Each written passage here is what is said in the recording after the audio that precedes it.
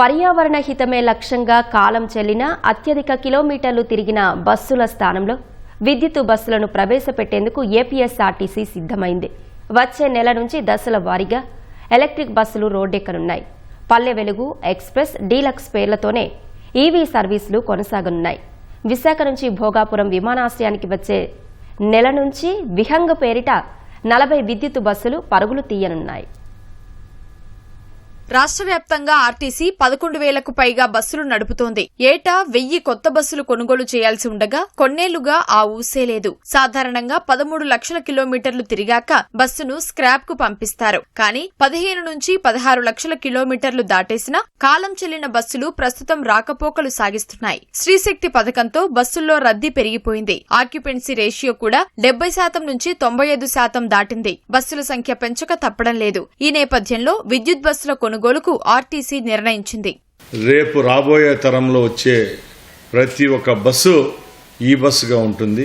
Diesel బస్సులకు స్వస్తి చెప్తూ electrical బస్సులను ఉన్న అంత ఫ్లీట్ను తయారు చేసేదానికి చర్యలు తీసుకుంటున్నాం. వచ్చే 2-3 నెలల్లోనే 700 ఈ బస్సులను ఏపీఎస్ఆర్టీసీలోకి తీసుకొని వస్తున్నాం. 300 బస్సులను జూలైలో 6 డిపోల్లో ప్రవేశపెడుతున్నాం. ఆగస్టు సెప్టెంబర్ మాసంలో 6 డిపోల్లో మరో 450 బస్సులను ప్రవేశపెట్టేదానికి చర్యలు తీసుకున్నాం. బస్సులు కూడా వస్తున్నాయి.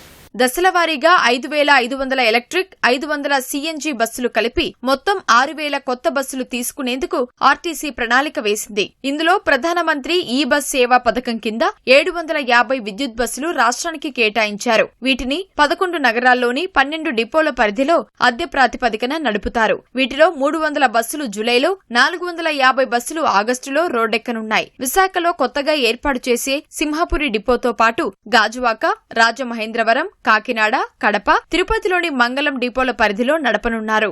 శ్రీశక్తి పథకం ఏదైతే ఈ రాష్ట్రంలో ఇస్తున్నామో ఆ పథకం ప్రభుత్వానికి బాధ్యతగా చూసామో తప్పక ఎప్పుడు బరువుగా చూడలేదు. ఈ శ్రీశక్తి పథకం యొక్క రీఇంబర్స్మెంట్ వల్ల ప్రభుత్వము దాన్ని భరిస్తూ ఉంది, ఏపీఎస్ఆర్టీసీకి చెల్లిస్తూ ఉంది. కాబట్టి ఏపీఎస్ఆర్టీసీ కూడా బలోపేతమవుతా ఉంది. ఎవరు ఎన్ని అనుకున్నా కూడా ఏపీఎస్ఆర్టీసీ ఎప్పటికీ ప్రైవేట్ పరం చేసే పరిస్థితే లేదు.